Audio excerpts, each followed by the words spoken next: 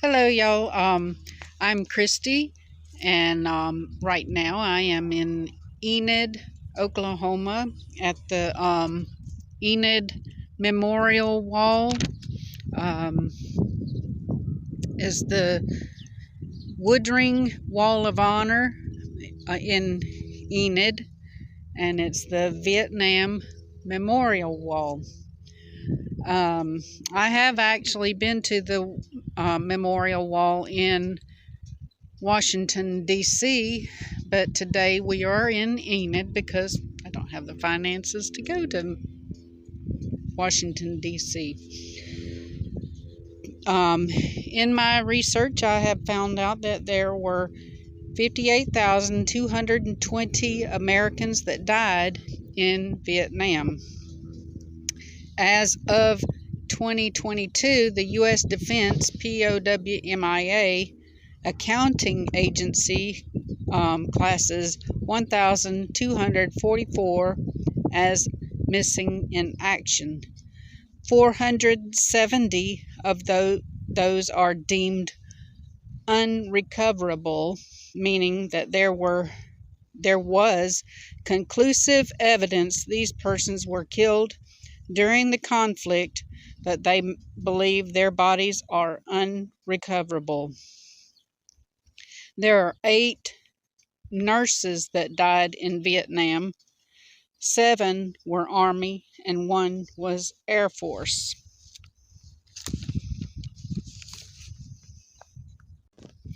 The names of the female nurses who died were Eleanor Grace Alexander, Pamela Dorothy Donovan, Carol Ann Drosba, Annie Ruth Graham, Elizabeth Ann Jones, Mary Therese Klinker, Sharon Ann Lane, Hedwig Diane Orlowski, and those are the names of the nurses that are on the real Vietnam Veterans Memorial Wall.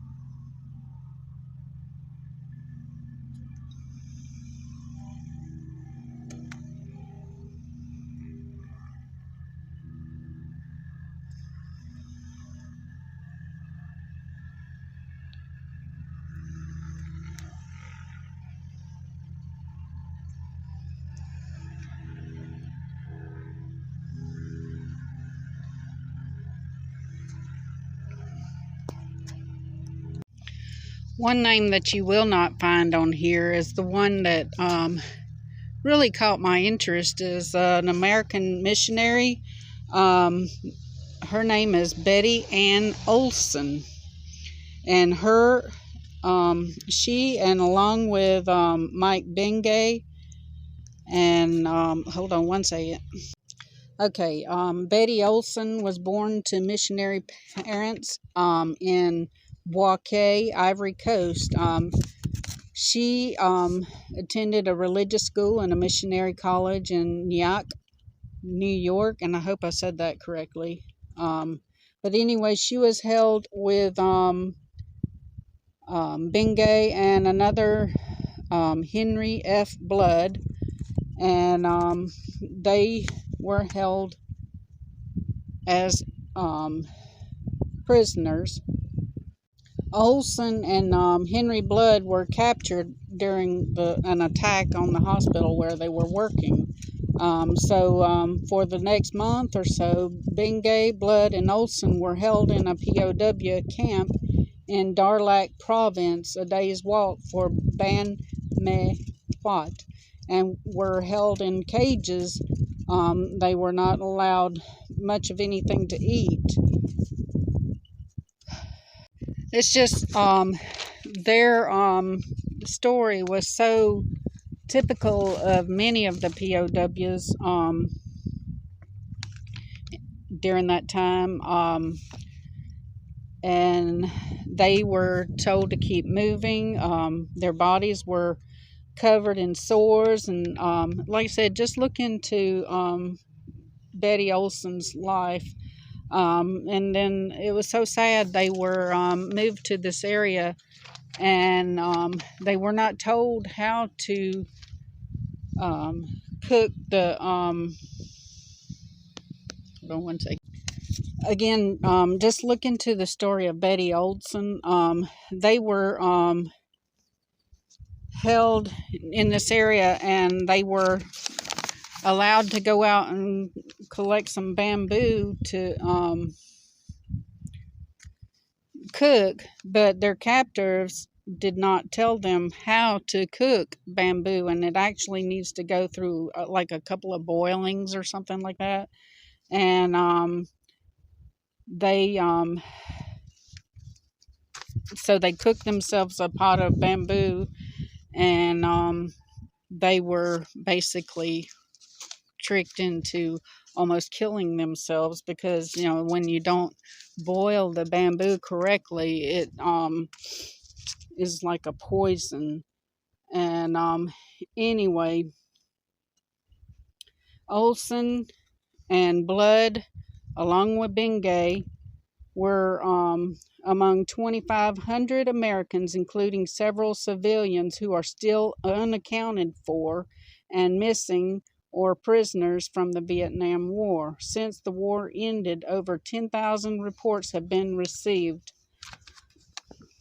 The reports concerning those Americans, which have convinced many authorities that hundreds were still alive in communist lands.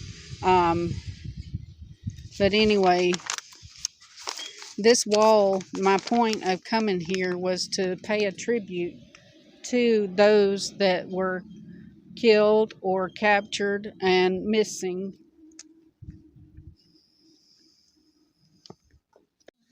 So I just would admonish you all to go and look into these stories of these many men.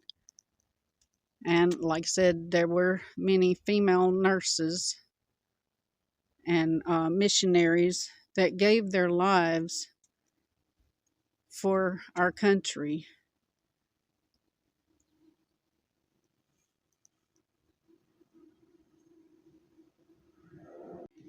And again, I come out of my comfort zone and fight my anxiety to come and walk and talk and to show you these places. And I just ask you all to remember those soldiers, men and women, who have given their lives for our country. and sometimes it was on false premises, and we can't do anything about that. But these men, they gave their lives. Some gave all, and all gave some, as far as our military.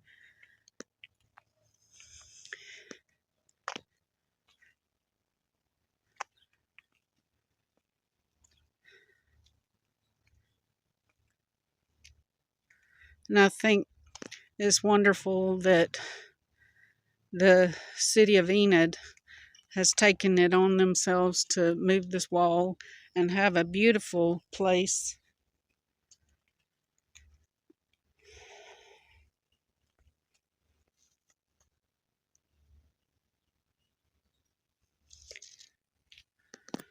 And again, unfortunately, due to my schedule at work, I work most weekends, and that's when the actual place is open to the public for you to go in and learn some things.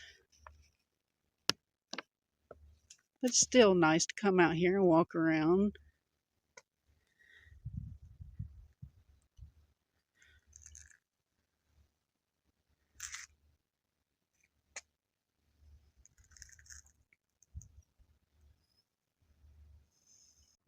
And just in case I didn't tell the story very well before, I would just re-emphasize that these prisoners were kept in cages, beaten, made to walk miles and miles with very little nourishment to keep them going.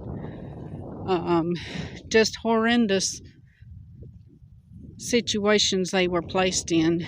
And then, like I said, Betty Olson and Officer Bengay, they were trying to forage and get themselves something to eat, and it ended up causing them to have such terrible dysentery to where they ended up just dying along a riverbank.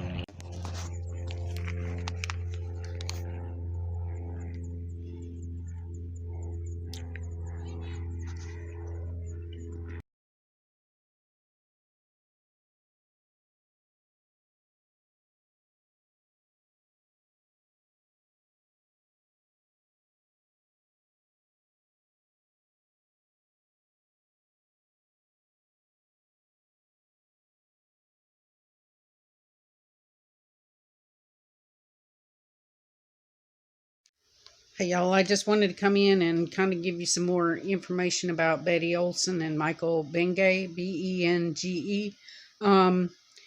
They were chained together and moved all over the place from one encampment to another, moving over 200 miles through the mountainous jungles. The trip was grueling and took its toll on the prisoners. They were physically depleted, sick with dysentery and malnutrition, beset by fungus infection, leeches, and ulcerated sores.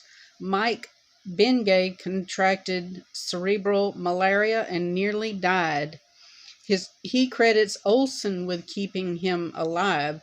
She forced him to rouse from his delirium to eat and drink water and rice soup.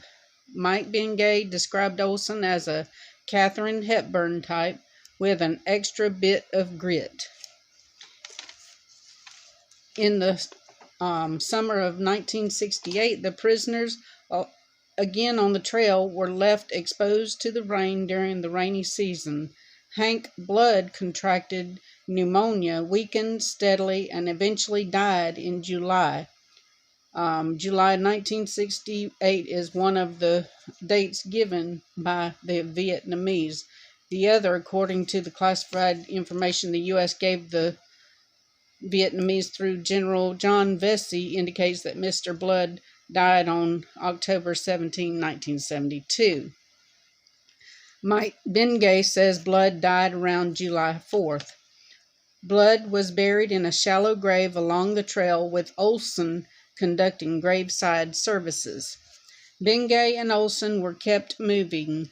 Their bodies were covered with sores and they had pyorrhea from beriberi. Their teeth were loosening and gums infected.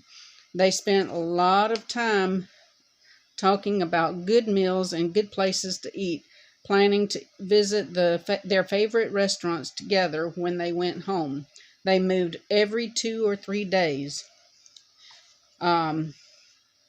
Anyway, I'll try to keep it short, but like I said earlier, they eventually were moved to a place along a river, and there were gardens that they were not able to get into, but they were able to get some bamboo, and I believe their abductors were tired of trying to keep up with them and everything, because they didn't give them instructions on how to cook the